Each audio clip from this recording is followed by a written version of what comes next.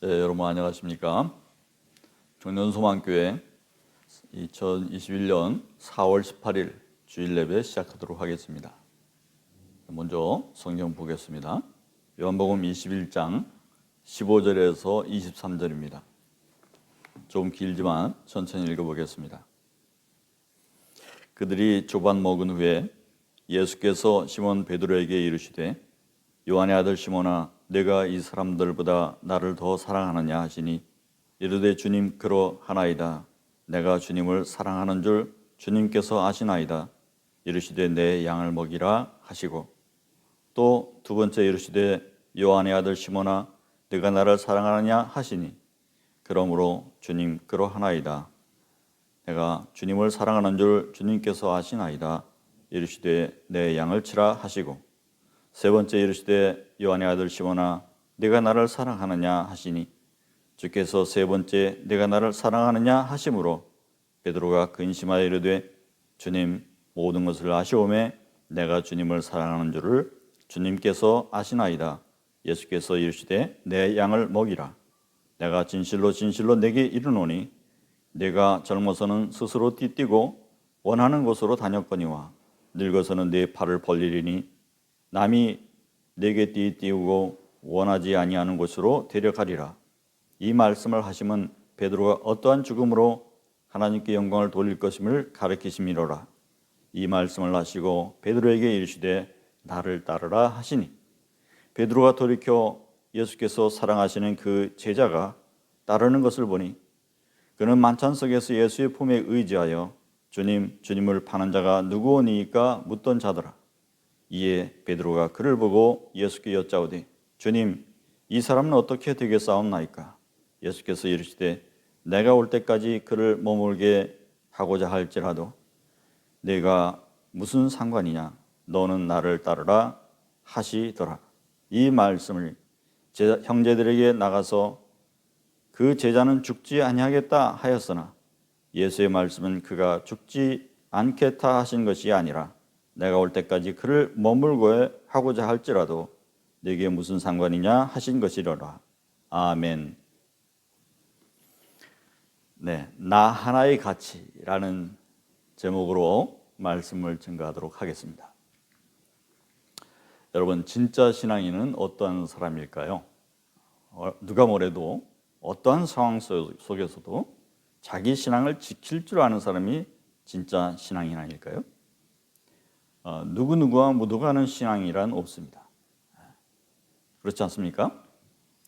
자기 신앙이 누구누구와 몇 퍼센트 섞여 있다, 나누어 가지고 있다, 이런 말은 없는 것입니다. 나는 비록 군대라 할지라도 여러분의 신앙을 지켜주고 유지시켜주기 위해서 존재하는 사람인데 여러분들이 스스로 예배를 참여하지 않음으로써 그것이 여기에는 신앙인이 아무도 없어 라는 것을 나타내 주는 것에 동의하는 것이라면 누가 과연 그 부대에 기독교 사병을 종교행사를 하도록 이렇게 도와줄 의향을 가질 수 있단 말입니까? 그것이 집단적인 편향으로 나타나고 있다고 할지라도 또 그것이 보이콧된다고 할지라도 복음이 아닌 것이 될 수가 없고 기독교가 기독교 아닌 것이 될 수가 없고 진리가 아닌 것이 될 수가 없을 것입니다. 다만 이것이 진실된 신앙인들의 용사가 수가 부족하고 그것으로 말미암아서 서로 미끄러지거나 또 복음 전파의 상황이 다른 것보다 늦춰질 수는 있다고 생각합니다. 그리고 그것으로 인해서 지휘관의 입장도 딱히 도와줄 만한 인원이 부족하기 때문에 소외되고 그것이 미뤄지는 일이 되지 않을까 염려스럽기는 합니다. 앞에 설교들에 더 중요한 말씀들이 있었습니다. 하지만 여러분들이 그것을 듣지 않았다고 보기 때문에 오늘 본문의 이 말씀을 선택하게 되었습니다. 현대 유명 철학자 들레르가 선언적 경험론을 다뤘는데 그것을 다룬 책이 존재와 차이입니다. 이 존재와 차이에서 들레르는 모든 존재가 이의적이다라고 말을 한 바 있는데 그것의 의미를 다루고 있습니다. 여기에서 말하고자 하는 것은 모든 존재가 의미를 가진다는 것인데요. 예를 들어서 나무라든가 숲이라고 하는 말은 한 그루의 나무를 제대로 다루는 데에 필요한 용어들이 아닙니다. 그 나무를 설명할 수가 없습니다. 여러분도 각자 한 사람을 데리고서 한 사람의 군인이다 이렇게 설명을 하기 시작한다면 여러분은 상당히 아쉬움을 갖겠죠. 존재 한 사람 한 사람이 다 특별한 가치를 지닌 것이죠. 그런데 그 존재는 신앙으로 따지자면 다른 용사와의 차이점을 따지게 될 때에 그 신앙인의 위상이 부각되면서 드러나게 되는 것입니다. 여러분을 제대로 보자면 다른 사람과의 차이점을 보면 분명해질 수 있다고 하는 얘기입니다. 여러분이 섣불리 집단으로 묶어서 이해될 정도로 그렇게 한찮지 않고 저마다의 우주를 가지고 있다고 생각합니다. 저런 신앙에 있어서도 다른 용사와 차별성을 갖고 스스로 자존감을 갖고 그렇게 가시기를 바라고 그것이 당연한 것임을 여러분들이 아시기 바랍니다. 실존이란 주관적이고 역동적으로 자기 존재를 자각하며 살아가는 상태를 말합니다. 여러분 실존적으로 살아가시기 바랍니다. 죽은 시인의 사회라고 하는 책과 영화가 있습니다. 거기서 죽은 시인의 사회에 우리는 살고 있다고 말합니다. 거기서 학교는 대학을 가기 위해서 잠시 거쳐가는 곳이라고 우리가 흔히 말하잖아요. 그런 식으로 말하는 시스템적으로 어떤 한 사람을 이해하려고 하는 데 대한 반론입니다. 그래서 학생을 시스템적으로만 이해하지 못하게 하는 방법이 무엇이 있을까?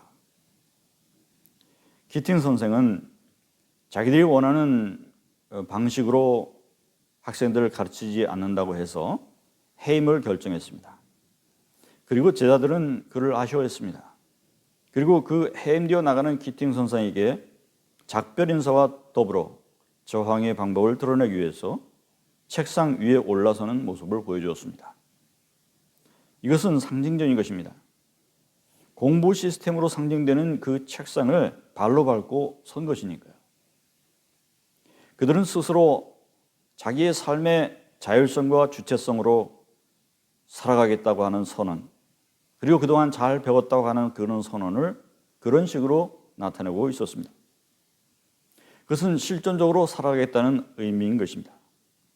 다른 사람의 눈치를 보기보다 또 다른 사람과 같이 학점이나 성공을 따라가는 뒷공무니 인생이 한 사람이 되기보다 한순간 내 삶에 나다운 주체의식을 갖고 자율적인 사람으로 살아가겠다는 그러한 삶의 고백을 선생님께 몸으로써 응답을 했으니 그거보다 더 확실한 인생 스승에 대한 찬사가 어디 있겠습니까? 신앙인도 그러한 모습이 있어야 한다고 생각합니다. 독일어로 부활하다라고 하는 말은 비더스테헨인데 이것은 두 가지 말이 결합된 것입니다. 그래서 어원적으로 볼 때 거듭 시련을 견디고 일어서다 그런 뜻입니다. 지금 봄이 한창이라 새싹이 돋고 그 동토에서 솟아오르고 있습니다. 그런데 그 새싹은 밟아도 땅을 뚫고 솟아오르거든요. 모름지기 신앙인이라면 어떠한 억압과 시련 속에서도 최우선적으로 가치를 지켜야 될 것이 있지 않습니까? 바로 신앙이지요. 그 신앙은 바로 이와 같은 새싹의 모습이 아닐까 생각합니다. 여러분들에게도 그러한 모습이 있기를 바랍니다. 오늘 본문에서 예수님은 부활하신 후 수제자 베드로에게 나타나셔서 조반을 드신 후에 이렇게 말씀하셨습니다. 요한의 아들 시몬아, 내가 이 사람들보다 나를 더 사랑하느냐? 주님, 그러하나이다. 내가 주님을 사랑하는 줄 주님께서 아시나이다. 내 양을 먹이라. 이렇게 말씀하셨어요. 그런데 특이한 것은 같은 질문을 3번씩 하셨다는 것입니다. 3번째 물으셨을 때는 베드로가 자기가 닭이 울기 전에 3번씩이나 주님을 부인했던 일이 떠올랐는지 근심하여서 대답했다고 말하고 있습니다. 그리고 이같이 같은 대답을 하니까 주님께서 베드로에게 뭐라고 말씀하셨냐면 내가 장차 복음을 전파하다가 순교하게 될 것임을 나타내 알려주셨습니다. 그런데 그때에 베드로는 옆 사람의 애 제자를 가리키면서 주님, 이 사람은 어떻게 되겠사옵나이까? 이렇게 여쭙는 것입니다. 참 어이가 없죠. 뜬금없습니다. 화제를 자기가 스스로 바꾸고 있습니다. 이에 예수께서 말씀하십니다. 내가 올 때까지 그를 머물게 할지라도 네가 무슨 상관이냐? 너는 나를 따르라. 이렇게 말씀하셨습니다. 아멘. 본문에서 예수님이 하신 말씀의 의미를 아시겠습니까? 너 하나의 가치를 찾으라. 그런 말입니다. 너 하나의 가치를 찾으라. 만약에 성서에서 우리가 보듯이 베드로가 없었으면 어떻게 됐을까? 도마가 없었으면 어떻게 됐을까? 요한이 없으면 어떻게 됐을까? 또 사도 바울이 없었으면 어떻게 됐을까?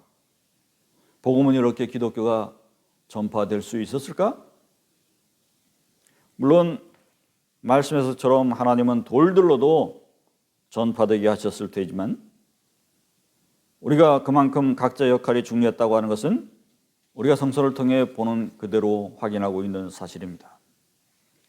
어떻게 보면 예수님은 더 많은 사람들에게 당신의 존재를 알리기 위해서 12명과 50명과 500명을 상대하실 수 있었어요. 그래서 어디에 집중하느냐? 주님께서 선택하실 수 있었습니다.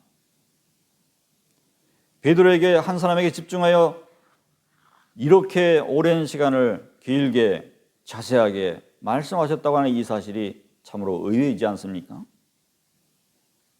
주님의 부활하신 모습을 보인다고 한다면 한 번에 500명 정도는 쉽게 모일 수 있습니다. 그 500명의 부활을 증거하고 말씀을 대조시키고 깨우치게 하는 데 집중했다면 복음은 더 빨리 퍼지지 않았을까요? 그런데 주님은 이치를 모르셨던 것일까요? 하지만 지금 보니까 아마도 더 빨리 박해를 당하고 제자들은 궁지에 몰려서 쫓기는 신세가 되었을 것입니다. 주님은 현명하셨습니다. 제자들 12명에 집중하셨고 그 중에 베드로 한 사람에게 집중하셨습니다. 그만큼 베드로 한 사람의 가치, 그 제자의 가치, 나 한 사람의 가치를 중하게 보셨다는 것입니다. 바로 이 점이 우리에게도 의미가 있는 것입니다. 예수님은 우리를 군중의 하나로 대하려고 하지 않으시고 한 사람 한 사람 1대1로 대하기를 좋아하셨다고 볼 수 있습니다. 만약에 성서에서 문둥병 걸린 사람 10사람 중에서 그 한 사람마저도 주님께 나오지 않았다면 그 기사는 당시 목격자들이 다 사라졌기 때문에 묻혔던 것이 되었을 것입니다. 지붕을 통해서 움직일 수 없는 병자를 달아내린 일도 그렇습니다. 사람이 무슨 일을 하려면 궁적이 맞아야 되는데 여기는 적어도 달아내리려면 4사람이 필요하거든요.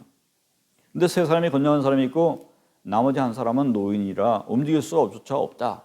이렇게 됐다 그러면 그것은 시도조차 못할 일이었습니다. 그랬다면 이러한 평범한 기사들은 예수님 사역 중에서 늘상 있었던 일이기 때문에 묻혀지게 되고 기사에 기록되지도 못했을 것입니다. 성서 시대에도 한 사람 한 사람은 그냥 많은 사람 중에 한 사람이 아니고 독특한 연결고리로서의 이야기 고리로서의 역할을 하고 있었던 것입니다. 여러분들이 진짜 신앙인이라면 작은 교회를 다니기를 권면합니다. 사회에 나가서 작은 교회를 다니기를 권면합니다. 사람들은 나의 존재에 집중하고 확인해주고 또 누구와 묻어가는 신앙인으로 보는 것이 아니라 나와 하나님과의 단독 관계를 통해서 온전한 신앙인처럼 바라볼 것입니다. 그리고 이것 때문에 나도 나와 하나님 관계를 바르게 하기 위해서 그 진짜 신앙인을 가지고 온 것이기 때문에 또한 해야 할 역할도 클 것이기 때문입니다. 평소에 주님께 기도 많이 하십시오.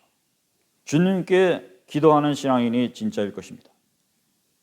다른 사람에 개의치 말고 의식하지 말고 기도하고 싶을 때 기도하십시오. 예수님은 모두 자기 십자가를 지고 따르라고 하셨습니다. 여러분의 가치를 제대로 보고 계시는 분은 바로 우리 예수님이십니다. 예수님이 베드로에게 당부하셨던 것처럼 여러분들에게는 무슨 당부를 하실까요? 옆 친구에게 복음을 전하라고, 또 어느 곳에서나 신앙인다는 모습을 제대로 보일 수 있도록 하라고 하지 않으실까요? 그런데 주일 예배 하나 제대로 찾아서 드릴 수가 없는 정도라면 그것은 아마도 가짜 신앙인일 것입니다. 예전에 대치동 학교 학생들을 대상으로 학원 선교하시는 그 목사님 그 교회에서 설교를 한 적이 있습니다. 근데 거기에는 분명히 학교 끝나고 그 참석한 기독학교 동아리 학생들이었거든요. 그들은 내가 온 목적에 대해서 제대로 알고 있었어요. 그래서 설교를 마치고 예배를 마치고 나니까 광고 시간을 통해서 나에게 고마비를 일부 챙겨주더라고요. 한 2만 원인가 그랬습니다. 사양했지만 받는 것이 그 공동체에 덕이 된다고 했기 때문에 받았습니다. 그것으로 그들은 교회가 되어 있었고 그것을 준 사람의 학생의 직책은 교회의 장로급이 되어 보였습니다. 바로 이것입니다. 그들은 듣기만 하는 사람들이었다고 한다면 그저 기독동아리 학생으로만 계속 보였을 것입니다. 하지만 그 하나의 행동으로 말미암아 그들의 모임은 단순한 모임이 아니고 학생들로 이루어진 하나의 교회의 모임이 된 것입니다. 여러분들이 예배하는 이곳의 형편은 어떤가요? 여러분들은 일반인들처럼 헌금도 하지 않고 어떠한 예배 순서에도 참여하는 것이 없습니다. 너무 수동적입니다. 우리 교회, 우리 예배라고 하는 의식이 부족합니다. 여러분은 스스로 나는 어디에 속했다고 생각합니까? 여러분은 일반 교회에 속해 있습니까? 우선은 중대에 있기 때문에 중대 교회에 속해 있는 것입니다. 어떻게 보면 대치동의 그 기독 동아리 고등학교 학생들보다 못한 모습을 보이고 있는 상황인 것입니다. 그것에 대해서 잘 생각해 보시기 바랍니다. 여러분의 존재적인 드러냄이 필요합니다. 여러분은 군인 한 사람이 맞습니까? 그것만 봐도 좋습니까? 아니겠죠. 그냥 어떤 숲에 있는 어떤 나무, 이렇게 지칭해도 무방한 정도의 그 이로 없는 어떤 나무에 해당하는 그런 나무는 아닐 것입니다. 여러분 한 사람 한 사람 세상에서 하나뿐인 독특한 한 신앙인인 것입니다. 여러분 옆 전우들에게 베드로나 요한과 사도 바울 같이 거창한 이름의 사도가 필요하지 않습니다. 여러분 한 사람이면 됩니다. 그런데 이 베드로와 빌립과 바울의 역할을 해야 될 여러분이 옆 사람에게 믿음을 권면하지 못하고 또 어떠한 신앙적인 영향력도 줄 정도가 되지 못한다고 한다면, 또 그 역할을 하기를 사양한다고 한다면 여러분 한 사람의 가치는 예수님께서 기대하신 것만큼 못 미치는 것이라고 하는 사실을 아시기 바랍니다. 제자 12명에 의해서, 아니 그 열 몇 명에 의해서 온 세상에 지금 복음이 전파되었습니다. 여러분 한 사람의 가치는 중요합니다. 여러분 한 사람이 어떠한 신앙인의 자세를 보이냐에 따라서 이것 중대교회의 위상이 드러나는 것입니다. 그래서 우리 주님도 베드로 한 사람을 붙잡고 그렇게 오래도록 길게 중대하게 말씀하지 않으셨습니까? 부활절이 이제 겨우 한 주가 지났습니다. 그 복된 소식이 지금 여러분들에게도 생생히 전해지길 바라고, 또 오늘로서 각자 여러분들이 주체적인 신앙, 소속감, 또 실존적인 신앙의 자세를 회복하는 여러분들이 다 될 수 있기를 바랍니다. 기도합시다. 하나님 아버지, 우리에게 은혜 주셔서 감사합니다. 우리가 하나의 교회로서 또 하나의 제자로서 한 사람의 가치를 중하게 보시는 주님의 은혜에 따라서 최선을 다하는 신앙인의 삶을 살아가기로 결단하는 모든 청년 소망 교우들에게 주님 축복하시고 함께하여 주시옵시길 간절히 바랍니다. 이제는 우리 주 예수 그리스도의 은혜와 하나님 아버지의 크신 사랑하심과 보호하심과 또 성령님의 감동 주시고 용기 주시고 늘 함께 동행하시는 역사가 성령님께서 주관하시는 역사가 이 믿음 굳게 가지고 펼쳐나가기로 다짐하는 우리 청년소망 모든 교우들에게 영원히 함께 하시옵시기를 간절히 축원하옵나이다. 아멘.